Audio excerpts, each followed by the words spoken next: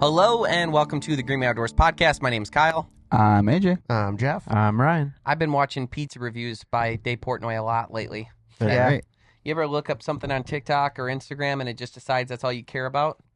Yeah. Right now, Yeah. Right now, all it thinks I care about is bowling videos, Dave Portnoy pizza videos, and big booty. No, I'm just kidding. But it really does. It's The bowling one is funny. Yeah. Why did it grab it? Bowling was in my dream last night. What happened? I think I was at like a wedding or a high school dance, one of the two. Okay. And then in the middle of the dance, one of my buddies comes in and is like convincing me / forcing me to leave the event so we can go bowling. Is this a real friend in real life? Yeah. What's his name? Jared. Where does he live? Texas? Address? No, he's the one we met at the airport. Oh, okay. Oh, he's not from Texas is where we saw him. Correct. That's funny. Yeah, I did like competitive bowling when I was younger and was really, really into it. But dude, my wrist was hurting like every day after, like for 2 or 3 days after, and then I like couldn't weight train anymore because my wrists were always hurting. And it just. And you wouldn't do the glove thing. I tried it, but it makes you hold the ball different. Does it?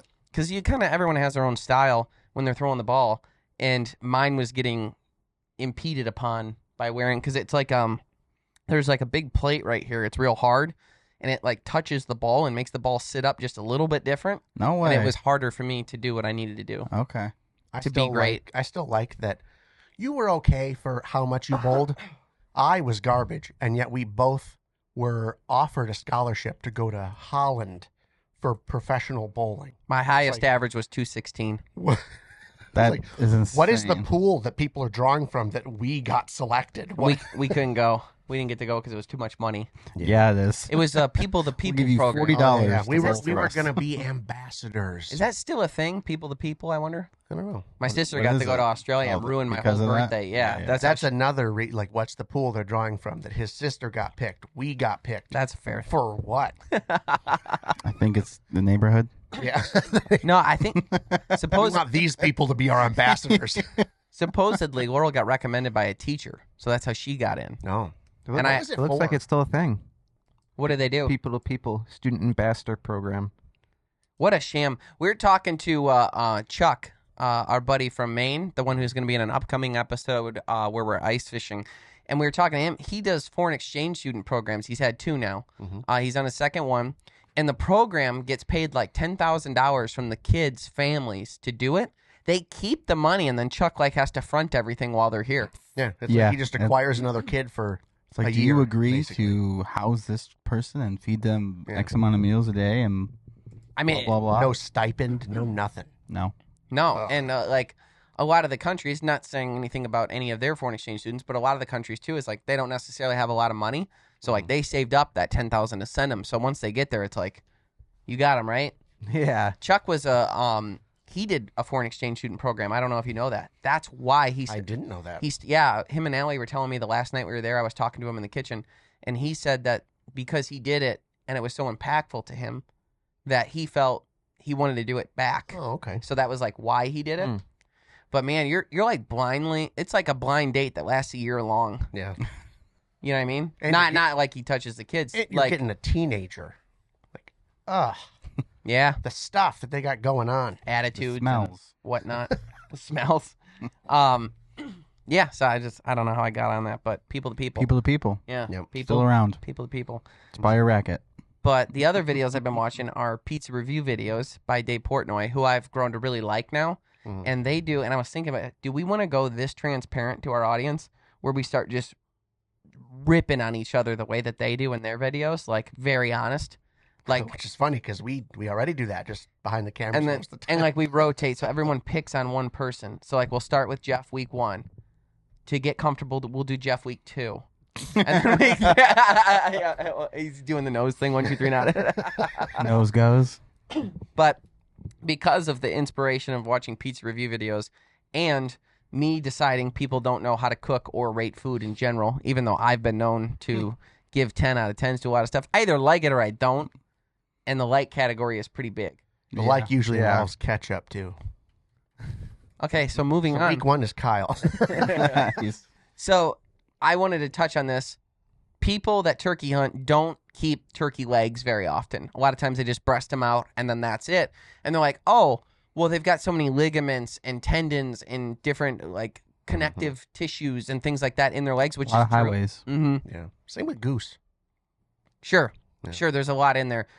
There is a method that you can use to clean, to pull a lot of them out. But regardless, I take great care of my turkey legs. What I did was I put them in a bath of organic chicken broth and tons of butter, garlic, chicken seasoning, like chicken noodle soup type seasoning, which you can get at any store. I dumped a bunch of that in. And then Rufus Teague chicken rub. I put a bunch of that in. And then I soaked them for like 16 hours on low. And then when I lifted up the bone and shook it off, the meat literally just fell off the bones. Then I take it and I strain it. And then it's very obvious, like, what is the meat, what is the tendons. You just pull all the tendons out. They're just like chilling in there, like loose. You pull all those out, pull all the bones out, sort through the meat to make sure there's no tendons or any connective tissue, anything like that. You kind of got to get handsy with it. And then once I do that and it's just the meat, I take a couple forks and I just shred it up. Then I put it in Mexican seasoning. And because you get so much meat out of the turkey legs, you probably need 2 spice packets. You know, like you can buy those little kits. Yeah. Like comes with the spice packet, comes with the shells, comes with the sauce. I buy that and then 1 extra packet of seasoning because it's so much meat. Then I take that, mix it in with like 3 cups of water, more water than they recommend. I think they recommend a cup per spice package of water or a cup and a half, whatever it is. I add like 1/3 extra water. And then put double the spice seasonings in, shake, stir it up really well, pour it over the meat, let it simmer until the water is almost completely gone. Takes about an hour in the simmering process, and you're stirring it around. The meat will look like pulled beef, but once you do all that, it's all shredded up nice. You put it on tacos, cheese. I use the Doritos logos, but like the flat bottom ones, so you can like fill them up easier with cheese and salsa. That's all it took. Holy Hannah, is it good? Yeah. Because you're getting basically the first profile that you're getting flavor-wise is the Mexican spices. But as you chew the meat, you're going to start picking up that chicken noodle soup flavoring in the back end. Oh, So it's like this 2-phase, which is really good with the cheese. And it just ends up making like this awesome combination. It's so good. And the amount of meat I got is so big. I mean, I filled a huge frying pan, and it was just a Jake. So imagine a big Tom. Right. And all that meat gets thrown away by so many people. We don't want it. Yeah, they just take the breast meat. Oh, it's got ligaments. The legs are no good because they don't know how to cook. Yeah. And you just listed a lot of steps, but it's not like that. Nothing was hard, and it was all very passive. Well, it's nothing. It's just cooking while you're doing other stuff. nothing more than Yeah. cooking anything else. The shredding it was probably the hardest part. No, because it was so soft. I actually don't know that the shredding process even needs to happen. I do it. Yeah. But like that might just happen in the cook down in the simmering because it is Yeah, that's so true. tender. Yeah.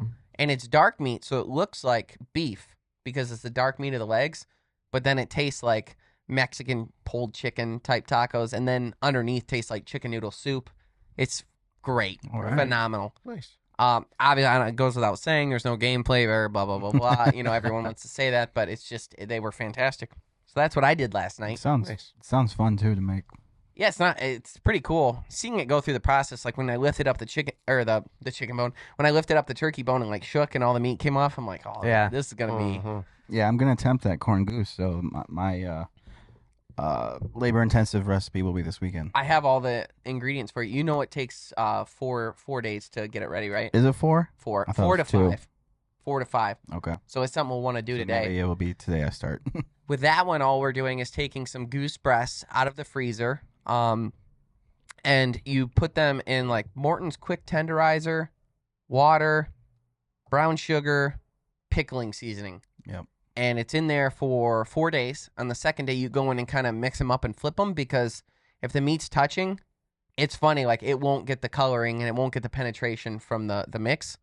And then after the fourth day, you pull them out, you rinse them good. I've forgotten that step or didn't believe in it, I guess, the first time. And because of that, it ended up being surprisingly salty. Because my thought was like, I'm putting in water to boil it anyways after, so it's going to be fine. No, not cool. So then you Is boil it it. like way salty? Yeah. Mm-hmm. Yeah, it kind of sucked. I was like taking it out of the crock pot and rinsing pieces in warm water and then eating it. So it's Oh, like, man. yeah, it was that salty.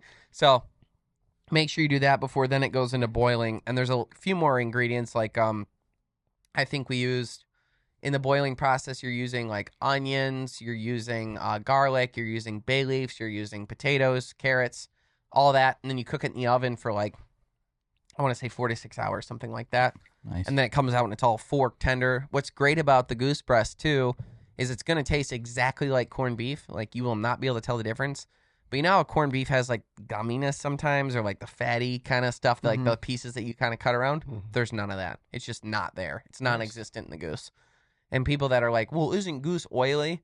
I actually don't even know where that comes from. Yeah. It might have come from farm-raised geese. Have raccoon and then tell me that. Yeah.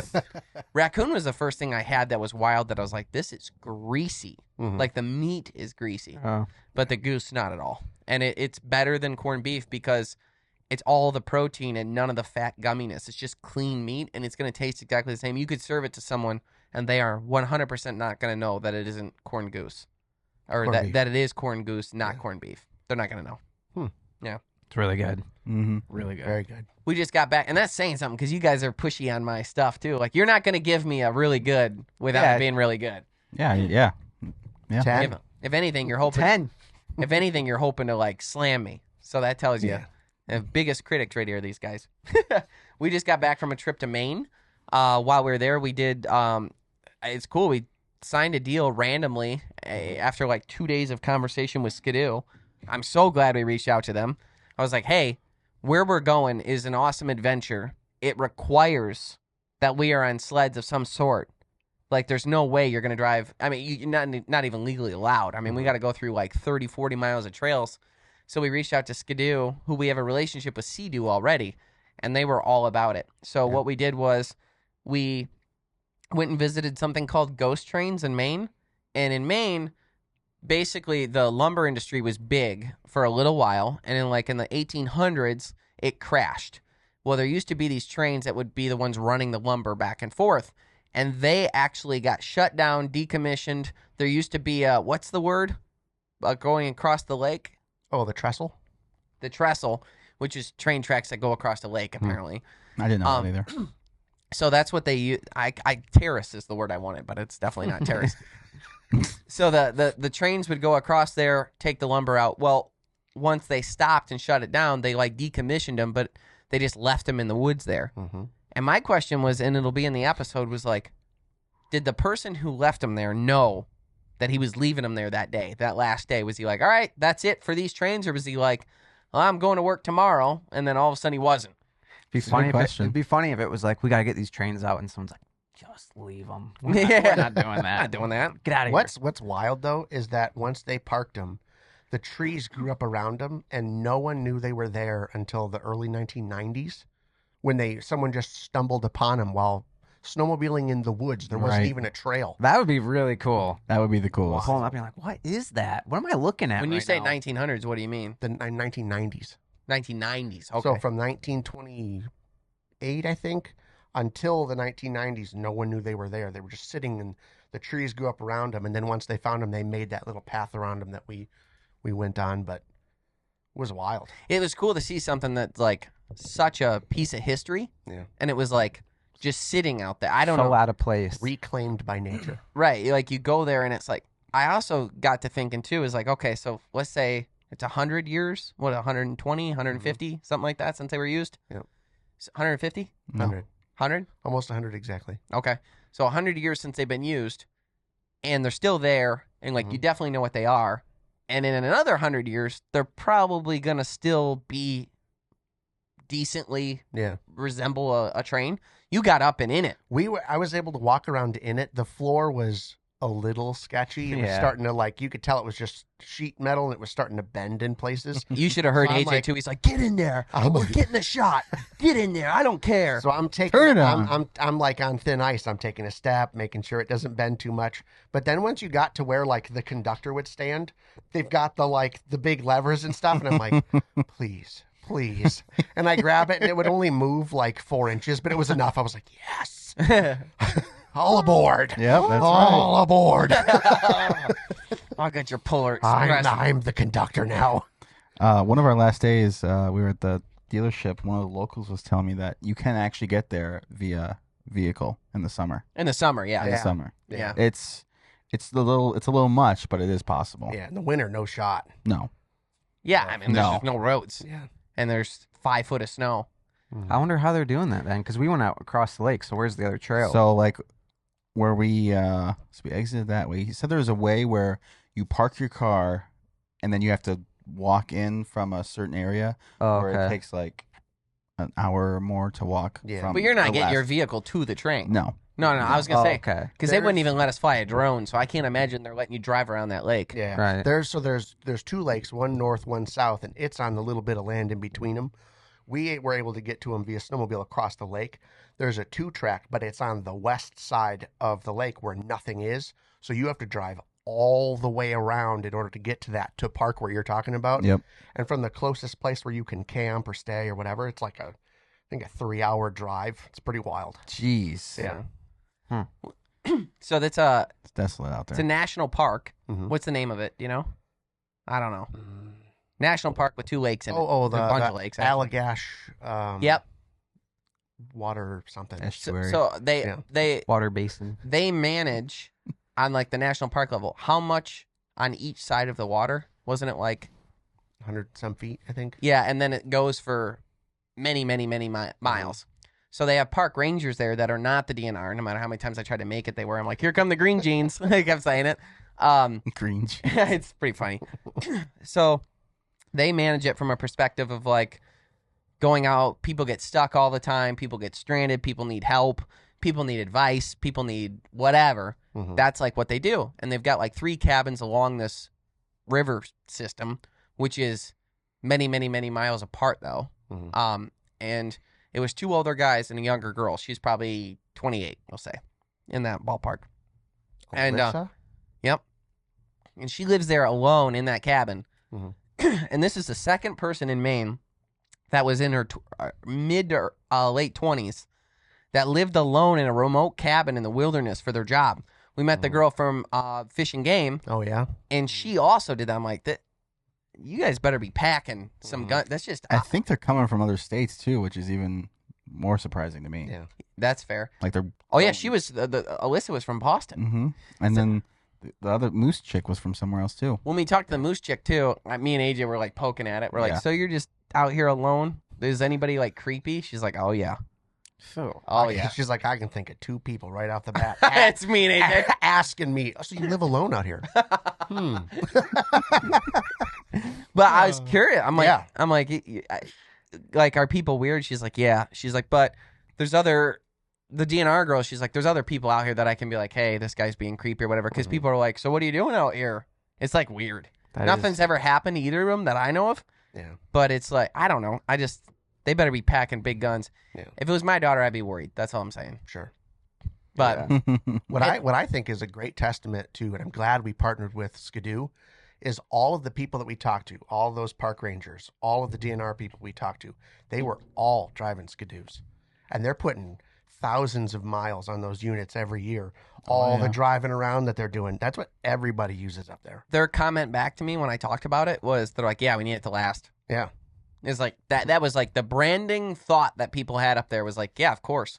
Yeah. What do That's cool. Yeah. And Chuck's big thing, because Chuck had 2 brand new Skidoos too already.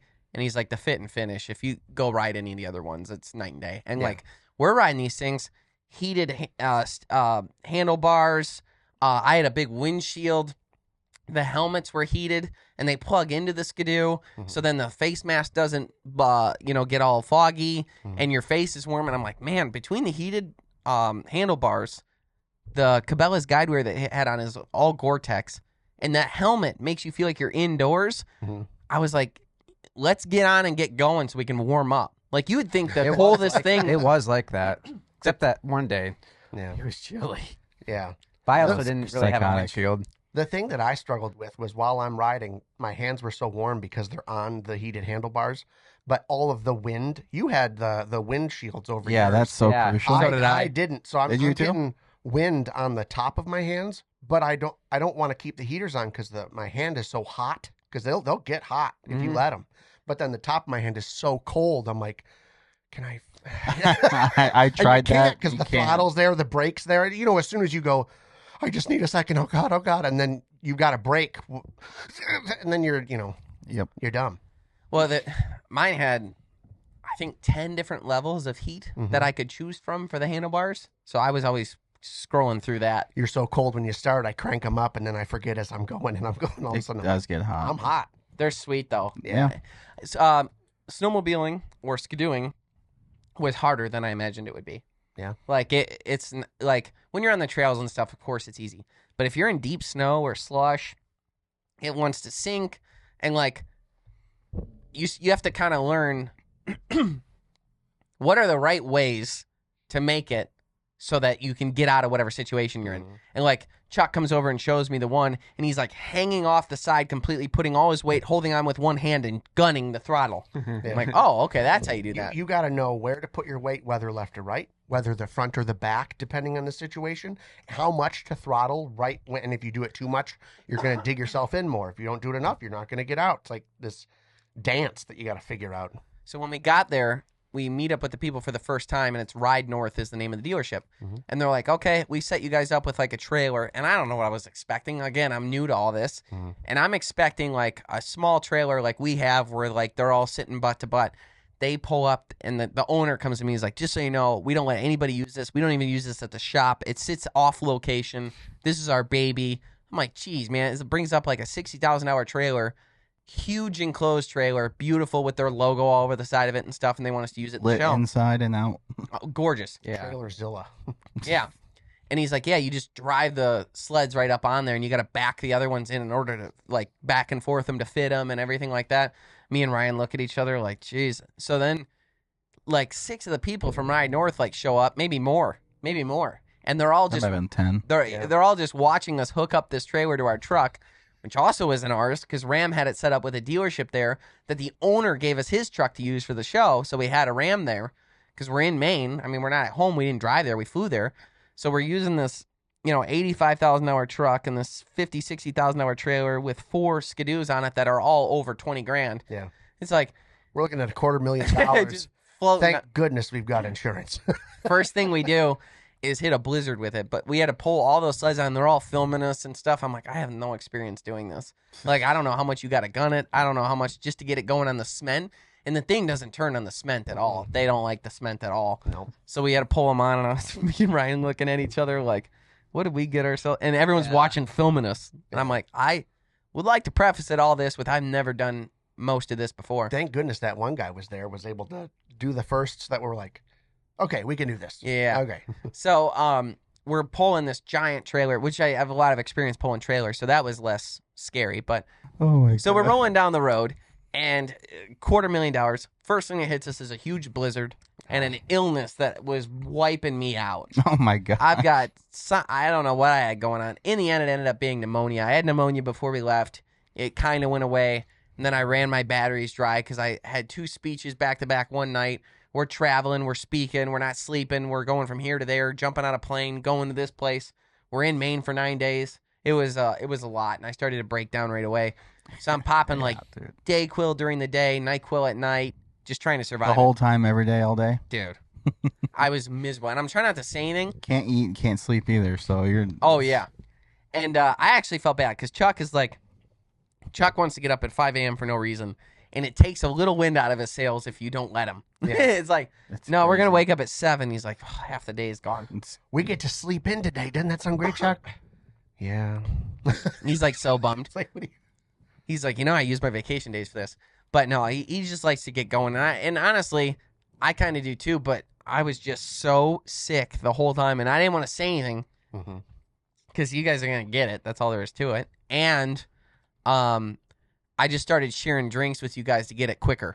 I want to know. I'm just kidding. Just get it over with. I started spitting in your drinks while you weren't looking. Yeah, because I want to make sure you guys were in it with me. We're a team. We're brothers. We love each other. So we're driving down the road, $250,000. We get to the place we're going, get all unpacked, but then we're trying to back the trailers into the driveway, and there's fresh snow happening. there's this huge incline in the driveway. Oh gosh, forgot. And under the foot of unshoveled snow was solid ice. Mm-hmm. So as soon as Chuck got past the snow part, when he was trying to back his truck in, he hit the ice and started just walking all over the place because the trailers are so heavy and there's no room. So he almost smoked a tree.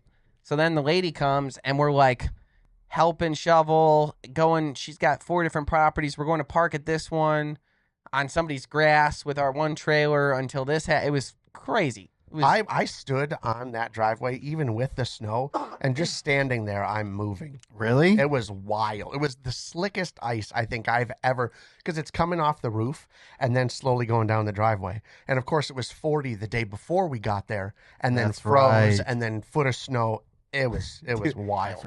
And then we went to Dunkin' Donuts, and I got out of the car at Dunkin' Donuts. Oh yeah. And and Jeff told me to be careful, so I was. I get out, I put one foot down after having just experienced that, and I go, this is also slick. Hey, this is slick. Be careful here. Ow! Oh, dude, it was I was pretty careful. I went both feet flat-footed on the ground at once, carefully, and it just right out from underneath me. That's how that happened? I didn't see it happen. It was the slickest ice I've experienced in a while. I just saw you on the ground. I don't go down very often. Like, that hurt.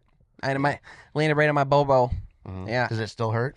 No, I think I'm good. Oh, good. Yeah, Thank you, Blokes Peptides. Dealing with all that treacherous winter weather, I was over it by like day 6. Well, it's just blizzard. Blizzard every day. 2 degrees every day. And even the couple days it wasn't, the wind making the oh yeah, freaking snow pile up was nuts. The snow drifts in the fields over the roads. To be fair, it was exactly the footage though that we needed for Ram. That's what they wanted to see. Yeah, was like just barren blizzard landscape, taking the truck where you shouldn't take it. And we got that. Yeah, we sure did. And we caught some fish. We did. We caught quite a few brook trout. I think we caught like 12 brook trout, something like that. And then we caught a salmon, and we caught on another lake some really big brook trout. And I made a dumb mistake. I hooked into a monster, and Ryan and AJ were in the shanty, and they're like, "Call us when it matters." And you don't blame them. It's cold. Yeah. Well, that wasn't the problem. The problem was the snow flakes were so big and like heavy that when they were falling on the cameras and just soaking the cameras. Oh yeah. Yeah. With this, I don't know what came over me. I was like, oh. Wow, this is a giant. It's huge, and it's freaking out. I'll just hold it here and then let it go back down at, like, the hole. Why? Never done that. No. Never. I would have killed you for doing it. You'd be dead right now. I did it. Don't know why I did it, and the fish got off, and that fish was... I know, it's a fish story now, but it was 20... It's the size of that squirrel he found at one time. It's a fish story now. It's a legit story. He's like, damn. He told someone that story in Nashville. Yeah? Yeah, a random person. Tell anyone that'll listen. But 20 to 23-inch brook trout. I bet. Around was huge, and the colors on it were so vibrant. Just a monster, which isn't unheard of in those lakes. Yeah. But just a monster. The only thing I saw was the color, and I can vouch for that. The color on that thing was just stupid. Yeah, but his eyes couldn't perceive size. So I was looking at it this way, and you're in a hole. What do you want from me? You saw the colors, man. You know how big it was. So, but we caught the fish, went to the trains, did some exploring, got to talk to the folks at the Allagash Headwater Allagash National Park. Talked to the park rangers. They kind of showed us around. Very nice people. I will say this. I did push back a little bit on them so here's the scoop. They're saying that we couldn't fly a drone over the lake or the surrounding. We don't know. He said 100 feet. I thought it was more feet. I thought it was 500. But regardless, it's however many feet on each side is their national park. You can't fly the drone, okay? Because that's the law there. Now, you can ride snowmobiles. And you can have boats, but I don't know what kind. I don't know what the motor situation is. We never got an answer on that. I think it was under a certain horsepower. Yeah. It's definitely not an all-sports lake, though. No. They wanted to keep the area as wilderness-like, as natural as possible, but at the same time, in order to get funding, they need people to be there and enjoy the area. Historically, they've snowmobiled there. Historically, they've boated there. So they're like, well, it's a necessary evil. We'll let them do that, but then we'll ban everything else. So... And I asked him, I said, well, why can't we fly a drone? He goes, because that's the rules. And I go, yeah, but what are the rules? And he goes, or I'm like, why are those rules? He's like, because that's how they've always been. I go, that's not a very good answer. I did push back on it. I think you were with me when I was pushing back, or maybe it was, I don't remember.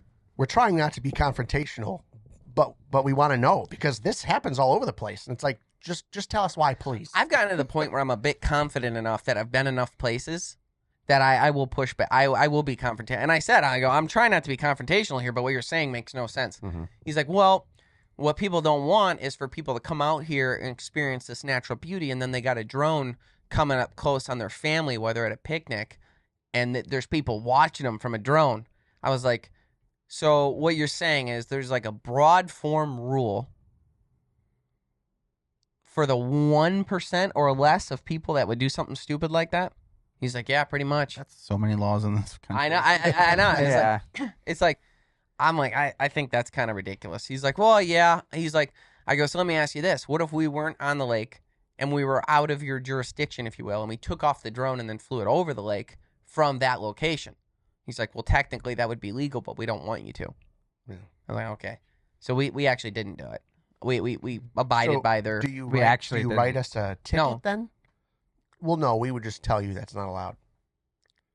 They got to work on your job, man. Yeah, it just doesn't... That's a bad punishment. Yeah. Yeah, it's... I think they mean well. I think the whole point of that Allagash system is they're trying to make it so that wilderness stays the wilderness and it's not impeded by a bunch of new technologies that overall develop and ruin the place. I can respect that. But also, when it comes to like filming or camera equipment and stuff like that, it's a situation. Do we have to get permits there? Did you have to do all that? We would have needed to get one in order to fly the drone, and then they wouldn't let us. We tried to get it, tried. and they declined it. Yeah. And they like took delight in that. I will say, They love it so much. Cannot wait to tell you no. And I'm like, well, what's the reason? It's because it's always been that. I'm like, that's not a very good rule. That's not a reason, you know? And then now their big fear is that, you know, underwater drones exist. And they got to put a stop to that. I'm like, I don't understand the camera equipment. A, no one's lugging out an underwater drone out there except maybe one or two people. Those things are A year. huge. They got big, long cords that weigh a ton of weight. Because I looked into buying one for us because I thought it might be cool. And I'm like, where are we going to be able to take another 150 pounds to wherever we're going? You know what I mean? It's the ridiculous. So I'm sure they got cheaper, smaller ones now you can buy on TikTok shop or something. But really good ones are robust and big and heavy. So that's their big fear now. But they're like, yeah, we just, to me, camera equipment and stuff, we're like highlighting the natural beauty of this place and we're going to show it to people and we're not impeding on anybody's anything. And they're like, yeah, we just couldn't approve it. I'm like, it's winter. There's no one here. Yeah. And I'm like, meanwhile, we're on snowmobiles. It's like, Yeah. Gas powered, yeah. Especially if we have the same mission you do, you can't allow us to do it this one time when we wouldn't impact anyone? just seems silly to me. I didn't like all that. The trip overall, though, and those people were very nice. Sure. They were helpful. And in the episode, we're definitely not going to paint him in a bad light. And I hope this doesn't paint him I'm not trying to paint him in a They're bad just doing light. their job. They're just the messengers. Yeah. They're not the ones sitting there. No drones allowed. They were very nice, very helpful. I will say this, too. There's something cool about what they're doing in the sense of like trying to keep it natural and actually having people out there because so few people are used to being in those extreme settings that they like need people out there in case they get messed up. So all in all, I like the people. I like the stuff there. I could knock a hole in pretty much anybody's arguments on laws for almost any situation, right? Like you could like the governor or you could hate the governor, but you could like or dislike one of their laws. You know, that's okay.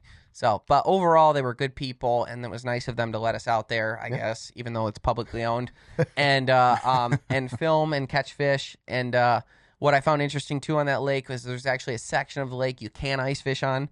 There's like a red marker. It's just a red marker, though. It's not like... Needs better. It sure does. There's just a red marker out there, and what that means is on the one side of the red marker, which... How would you know? Like, it's just a red marker. But on that side of the lake, there's one on the other side of the lake, too. Huge lake, by the way. Huge. Yeah. There's a marker on each side. You can only fish on one side of that marker, but it doesn't even give it an arrow. Yeah. The marker's like this big, too. Yeah, it's small. It's not very big. And the reason why you can only fish on the one side is because the brook trout breeding grounds are on the side you can't ice fish on because it'd be easy pickings. Yeah. It was the trestle side. The problem is if someone said there's a red marker, you can't fish on the other side of it. What side? That's what I'm saying. There's no one, not even a direction. And And you don't have service, so you can't look it up. And looking up the rules, No because service. each lake there has different rules on how many fish you can keep, depending on populations, whatever. And even looking those rules up, I never found anything that said you can't fish on whatever side. So how would people possibly know? That's a tough one. It's a tough one. She was out there answering questions for folks, but we only saw 12 people all day, Yeah. And she didn't interact with half of them. What was- And the other half were actually DNR. Yeah, they came and checked our licenses, too. Yeah. So half the people we saw were government employees. I The other half were people just looking for gas. Did we genuinely recognize someone from the DNR there? Because I felt I did. I felt I recognized someone. I was like, that guy looks familiar. Possible. We've been in Maine quite a few times. Yeah. Not for me.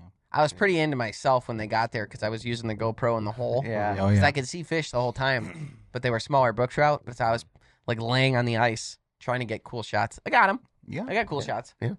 Cool shots of them. But we got fish, lots of adventure, lots of cool skidoo, trail, blazing, fun stuff. We beat the crap out of that ram in a good way. Yeah. Shout out Percy's Mhm. in not Fort Presque Field, Isle. Presque Isle, Maine. Oh, yeah. I was about to The say. Yeah. Percy's family, good folks. If you are going to be buying a Ram, Jeep, Dodge, or anything like that, those are the folks you want to see. Good folks there. Greenway Outdoors is brought to you by Ram Trucks, built to serve.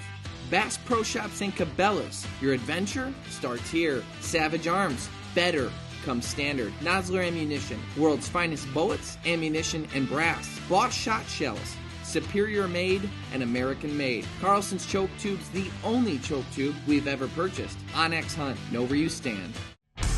The best way to connect with the outdoors is to get outdoors. From setting up trail cameras and tending food plots to getting to your spot before dawn. At every point of the hunting season, a Tracker Off-Road ATV or side-by-side can be counted on to get the job done. Enjoy American-made quality and the great outdoors without breaking the bank. Tracker Off-Road, built for the love of country.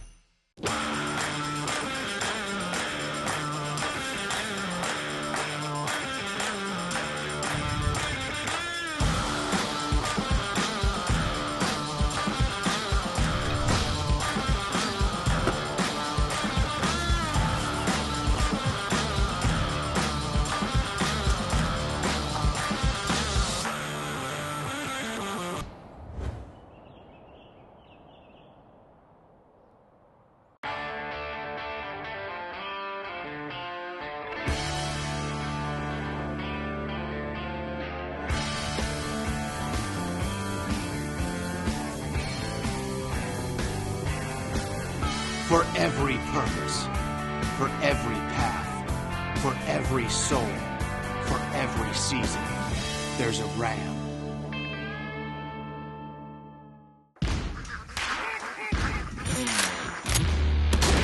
Introducing Renegade, the all-new and American-made semi-auto shotgun from Savage. Made for shooters who put performance above pedigree and don't follow the crowd. From stock to muzzle, it's built to cycle without fail and without compromise. That's the Renegade's way. Only from Savage, where better comes standard. We're starting a new segment on our podcast, and I invented this without talking to anyone about it. Actually, I think I sent a group chat that no one replied to, which is basically the same thing, just throwing it in the void. But this new segment is going to be basically where we highlight a funny portion of our show. It doesn't have to be funny, something that was monumental or exciting or something from a past episode. Significant moments. A significant moments. The Green Bay Outdoors significant moments. And Presented by Hallmark. and also it gives why Hallmark? Because my mom worked there. Hattie's Hallmark. Rest in peace. They're out of business. They make cards for significant moments. Yeah. Oh, is that why you went with it? Yeah. Makes sense. Makes sense. Mom worked there. My mom did. Is that why? No, it's just You bring it funny. up because Kathy Jane worked there? It's just funny. So anyhow, this new segment, the first one we're going to do it on, is actually on the Python episode. And I think that it's a significant portion to do it on because it's just a wild experience that we had. The Python hunting in general took like 20-something days of filming. It was a ridiculously difficult episode to film. Finding pythons was actually very hard. We met a lot of crazy characters, and one of them that we love the most is Tom Rahill.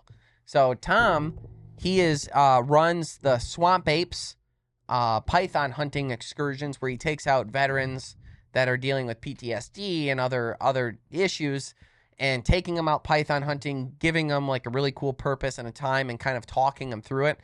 Tom is a complicated, complex, intelligent, emotional human being. I think would be the best way to explain. Yeah, character. Pretty accurate. He is a character. From the second you meet him, he will tell you something that somebody wouldn't tell you after knowing you for 10 years. Like he dives into every relationship he has. I will say this about Tom. None of what I'm about to say, show, or explain is making fun of him. I have a lot of respect for Tom, and I think he's a genuine good person. Yeah.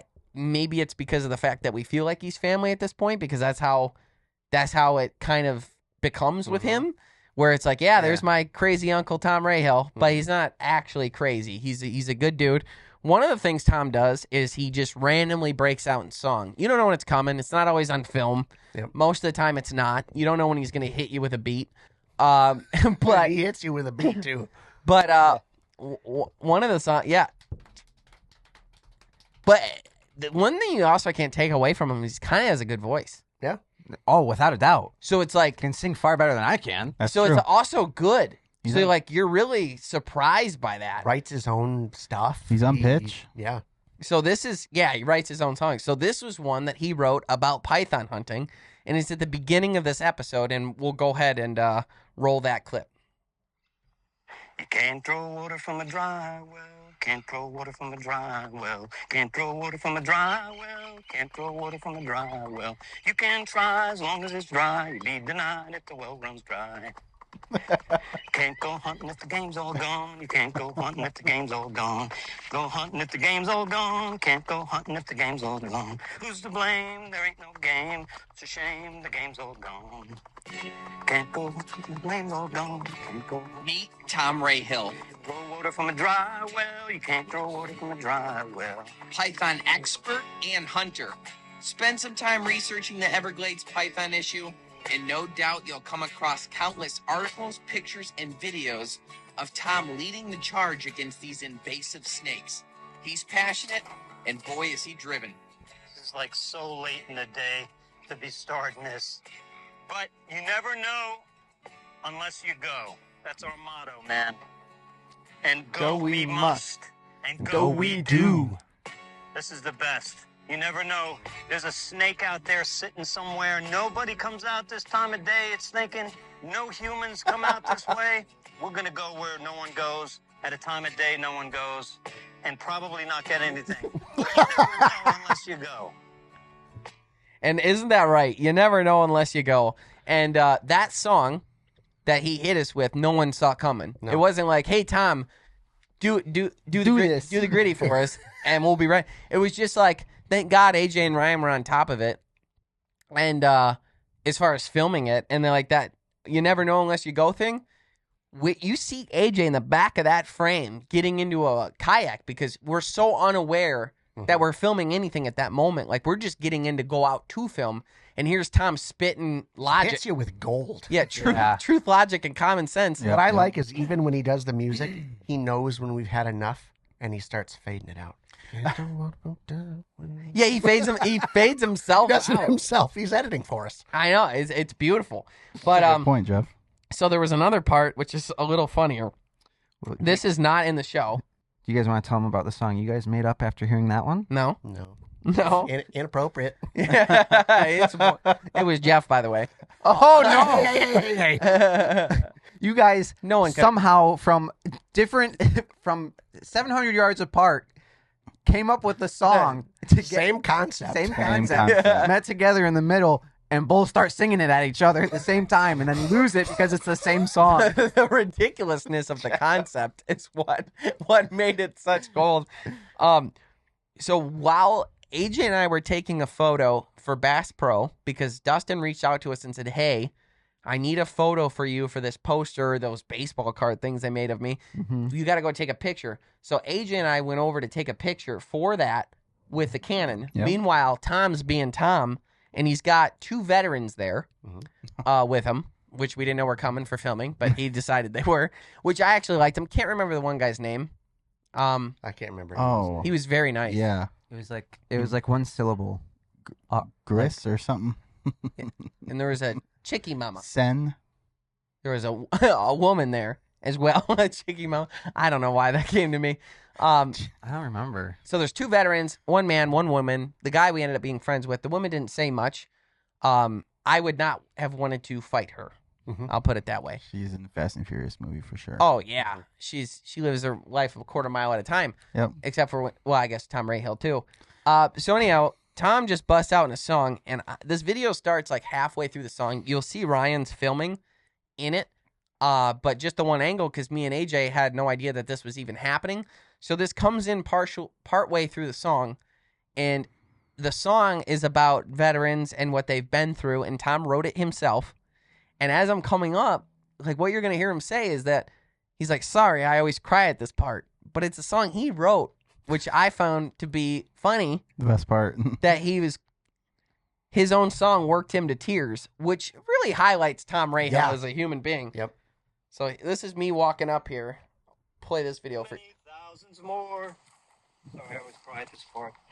Some came home while others stayed behind.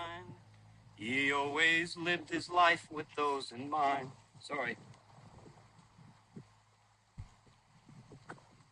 You know, And that's him gesturing to the 2 veterans that were there with us, like thanking them. It's beautiful. It's beautiful. I got nothing bad to say. yeah. But when you think you're just going python hunting and you're filming a show and like all this is just happening, like I'm like, me and AJ are taking a picture to send to Bass Pro. We're coming back over. Tom's crying. He's pointing at people. He's singing about a song that he wrote. I mean, it's crazy. And that taken out of context has become a meme for us. Anytime there's something emotional, anytime we have to pick between 2 options, it's...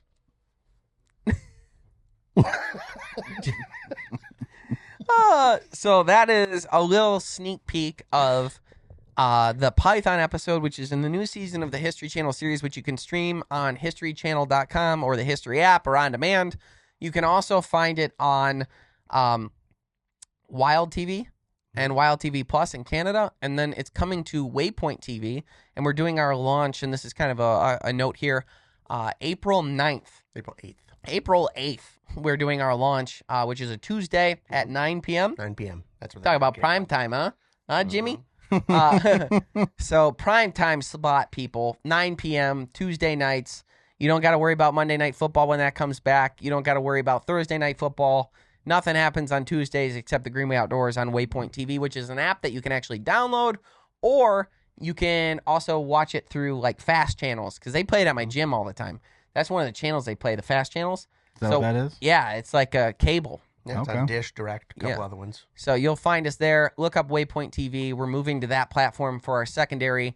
The point of this is, I should note this too, we are not going away from History Channel. Not even a little bit. Matter of fact, we're going to have another season coming out this year on History Channel. Brand new, 10 episodes, amazing series coming to you. This year, the adventures are crazy. The Maine one we talked about, it's next level stuff. We're going to Africa, all kinds of crazy stuff. So that is actually going to be coming out this year on History Channel. Then it's going to go to, after there, it's going to air on cable in Canada on Wild TV, and then eventually it'll make its way to Waypoint as well. Mm-hmm. As of now, that's our distribution plan. But Waypoint TV, we do our launch April 8th, and you can see this Python episode and many others there. Also, we've got some clips up from the episode, including the Tom Rahill scenes. If you didn't get enough of the fancy music, you can find that on our YouTube channel where we've been posting a lot of clips from old episodes and stuff like that too. But I think it's fun to highlight funny moments moving forward because there's always something in every episode. Mm-hmm. The Greenway Outdoors is brought to you by Ram Trucks, built to serve.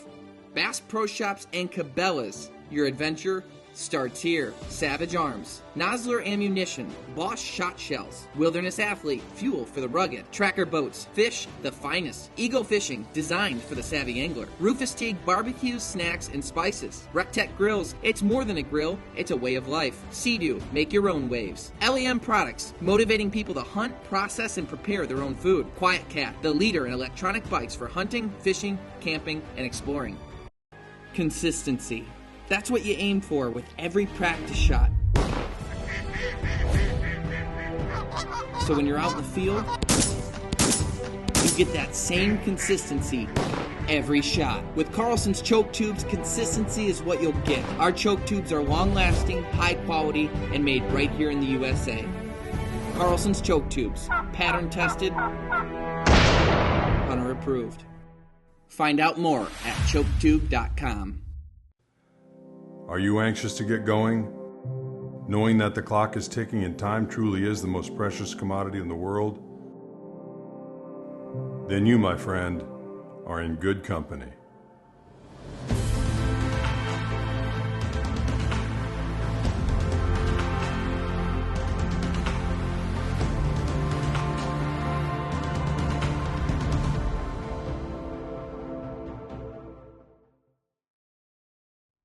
One of our upcoming trips that I'm really excited about that actually isn't going to be on a History Channel episode, just something extra we're doing, is a coyote hunt.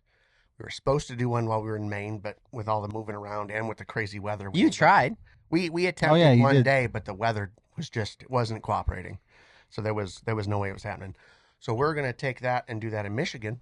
We're going to go up to where we do deer camp. And I figured I'll get ready for that. I've only been on a couple coyote hunts and I haven't been successful yet. So I want to make sure I research, figure out stuff I'm doing. While looking into coyote hunts, there's a lot of just random short story coyote stuff. Coyote is in every Coyote lore. Coyote's in every single creation story for every different Native American tribe, and they're all over the place. So while looking up information on coyotes, I come across a couple. I'm like, how cool! I'll find my favorite one, and we'll read it on the podcast. It's like a dramatic reading. So this is the one that I ended up landing on. Dramatic reading. Nathan, an experienced hiker, was making his way back to his car after several days in the desert wilderness, hiking by day and camping by night. He had gone on trips like these many times before. What kept bringing him back to this area was the abundance of wildlife. This trip was different. Despite several days hiking many miles, he had yet to see one single living creature. The loneliness was very unsettling. It was late in the evening, and the sun had dipped below the horizon, casting an eerie orange glow across the desert landscape. The path back to his car seemed straightforward enough, but now in the fading light, everything felt unfamiliar. The wind had picked up that day, and its soothing sounds had lulled Nathan into a sort of trance. He was suddenly snapped back to reality by the distant sound of a coyote calling out in the wilderness. Nathan had heard them before, of course. It's part of the wild, part of the desert. He was just happy to hear something still living out here. His boots crunched over the gravel as he moved forward, the only sound other than the wind. And then he heard it. A soft rustle in the brush just behind him. He stopped, his breath catching in his throat. It wasn't just the wind. Something had moved. He turned quickly but saw nothing. Maybe just his imagination playing tricks on him. Then another rustle, this time closer. Nathan's pulse quickened. He told himself it was nothing, but deep down he knew. His instincts, honed by years of hiking in remote places, told him he wasn't alone. A distant howl pierced the air, and Nathan stiffened. That didn't sound like the usual coyote call. It was different. It was a warning. He quickly started to walk faster, his eyes scanning the desert landscape, looking for any sign of movement. Suddenly, he heard the unmistakable sound of paws padding softly against the ground, coming from the direction he had just come from. His heart pounded in his chest, and he broke into a jog, hoping to outrun whatever was following him. But no matter how fast he ran, the sound of those paws grew closer. Then a shadow moved across his path. A coyote. It was smaller than he expected, but its eyes glowed an unnatural yellow in the low light. It didn't look like a normal coyote. Its fur was matted. Its ribs showed through the thin coat. Its movements were deliberate, unnerving. Nathan turned and ran, adrenaline surging through his veins. He could hear the coyote's steady pursuit behind him. No longer was it just a distant sound. It was right there, right behind him, its breathing heavy and rasping, almost as if it was hungry. He stumbled, nearly falling, but caught himself just in time. The creature was relentless. As he glanced over his shoulder, he saw it, not far behind now. The coyote's eyes were locked on him, its jaw slightly open, revealing sharp, yellowed teeth. It wasn't just chasing him for food. It was hunting him. Panic set in. Nathan veered off the path, trying to lose the coyote in the thick brush. He ducked behind a large rock, hoping to outsmart the predator. His breath was shallow, his mind racing. He had to think. He couldn't outrun it forever. Minutes passed, though it felt like hours. He dared not move. His body pressed flat against the cold stone, listening. Then the coyote's howl echoed through the desert again. Close. It was circling. Nathan had one option left. He had to make it to the ridge ahead. He remembered there was a ranger station nearby. If he could make it there, he might be able to call for help. Steeling himself, Nathan took a deep breath and ran. He was almost there. Then he felt the sharp pain in his calf. The coyote had lunged and caught him, its teeth sinking deep into his flesh. Nathan screamed. With every ounce of strength, he kicked the animal off and stumbled to his feet. Desperation surged in his chest. The ridge was only a few yards away. He was so close. Just as he reached the base of the ridge, a snarl rang out from behind him, and the weight of the creature crashed into him once again. Despite his panic, Nathan felt an eerie connection to the creature. It wasn't just hunger driving it, it was something darker. Oh, gosh. In his final moments, Nathan realized something terrifying. He hadn't been alone on this trip at all. The lone coyote wasn't just hunting him because it was hungry. It had been playing with him. It had been watching him for days, waiting for the perfect moment. And tonight was that moment. So what else was he into? So who got who? Because it sounded like The coyote got him. It did get him. In his final moments, I said. well, he bit him though. But then you said he was into something else. Was it like a flirty thing? I got a weird vibe. That's all I'm saying. Flirty. I got a this Jerry story- Springer vibe. This story, after looking through quite a few, is the one I landed on, and it was written by ChatGPT. Oh my god. Oh. So ChatGPT, Wild. for those of you who don't know, Mom, that's AI. And that is the truth. It worries me how much AI will just disrupt. That's better actual than hu- anything I could write. Well, it just makes people lazy. I want real creativity. I want real writing. You can ask it to write you a movie script, and it will do a good job now. Yeah. Well, Wild. I'm excited to coyote hunt. I hope nothing weird like that happens where it gets kinky. I just want to hunt coyote. I want to hunt coyotes normal. ChatGPT, that's the thing, is they're sprinkling this stuff into everything now. You know, everything's It's not gotta- a romantic novel, okay? Yeah. Thank you so much for tuning in to the Greenway Outdoors podcast. Wish us luck as we hunt coyotes this week. And also, don't forget what we said. April 8th, we've got the new series, the new season from this past year of History Channel coming out on Waypoint TV for you to check out. Go to our YouTube channel. We are uploading tons of content right there. And obviously, we have a new podcast here every week. Press the like and subscribe button if you are on YouTube. Those things do help us a lot, help our page a lot. That engagement, comments, everything like that makes a big difference. I know everyone says it, but it means a lot to us.